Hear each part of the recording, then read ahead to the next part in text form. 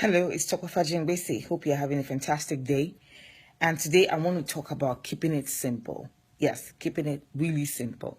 Sometimes this life can be so complicated, and you find out that half of the things you're worrying about you don't even need. Seriously, that you don't need. How long are you going to live? Okay, let's say give or take you live 100 years. Whatever you are sweating about today, is it really important for the 100 years you're going to spend on this earth? I used to live in a 4-bedroom, 3.5 bath, 2-car garage house by myself. By myself. And I just realized that, what am I doing? This is insane. How is it possible that only me, I'm going to sleep in this whole big house? And I was not even happy being there. That's the worst part. I wasn't happy. I had this huge mortgage, this huge debt for a house that I didn't need the space. I was making my own life too complicated.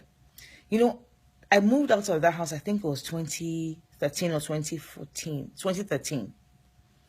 And eventually I spent 2 years in a studio apartment. For those of you who are not in America, you might not know what a studio is, but please go look it up. A studio apartment is not even room and parlor. It is the room and the parlor, they are the same. The only place where there's a door is the bathroom. And every time I look back at such a difference, I wonder where I kept all my stuff. All the stuff that was in the big house. Where did I keep it when I lived in the studio? I realized that I gave so much of it away because I didn't even need any of that to start with. And the 2 years I spent in that studio, I was very happy.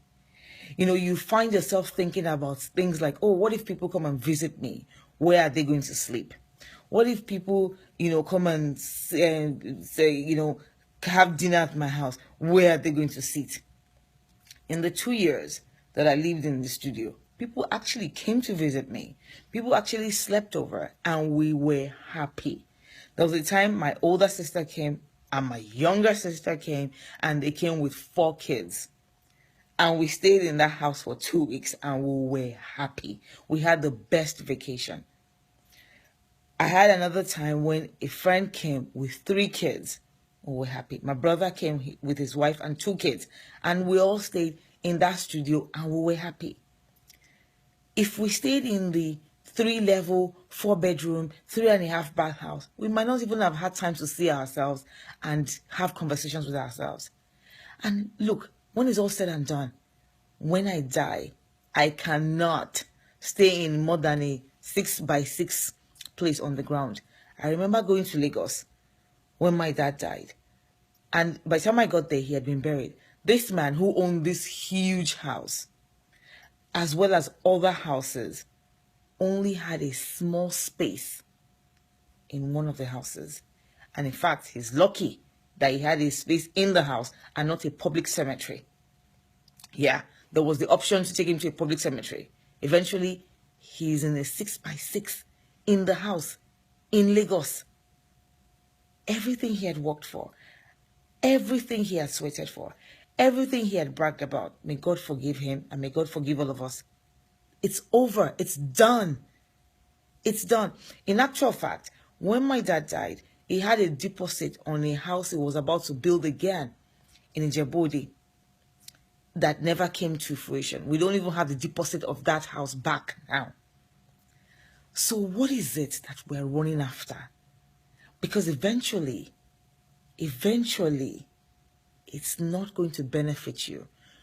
Whatever you spend your time running after right now, let it be something that will benefit you, especially in the house that you spend the most time in, which is the grave. I read a story this morning about the 3rd Caliph of Islam, Uthman. That Uthman, he was standing by the graveside at some point during his life, and he was just crying. And somebody said, why are you crying? You who is doing all these good things, why are you crying? He said, I'm standing looking at the grave because this is where a lot of people, whether you get it right or you get it wrong, this is where you will know.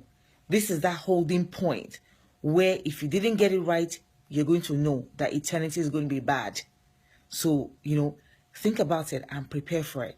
that big 25-room mansion, that big, even 6-room mansion that you think you have in Texas, in California, in Maryland, in Lagos, in Lekki, wherever, it's not going to serve you. What is going to serve you are the simple things you do, the lives that you sow into, the charity that you give, the service that you do to your God, to your soul, to humanity.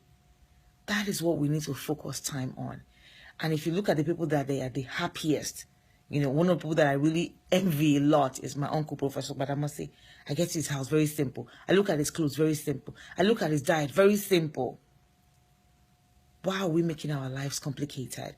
Why are we allowing the TV, the adverts, and everything to ruin our day and to ruin our investment? Stop allowing this consumer culture that has consumed the world to consume you. May God bless you, and may God make you make it simple.